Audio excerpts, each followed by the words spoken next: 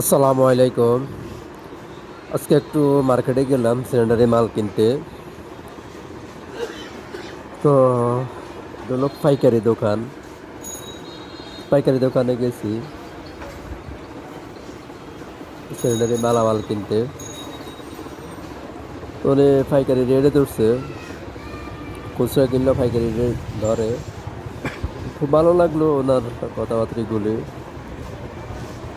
অনেক মাল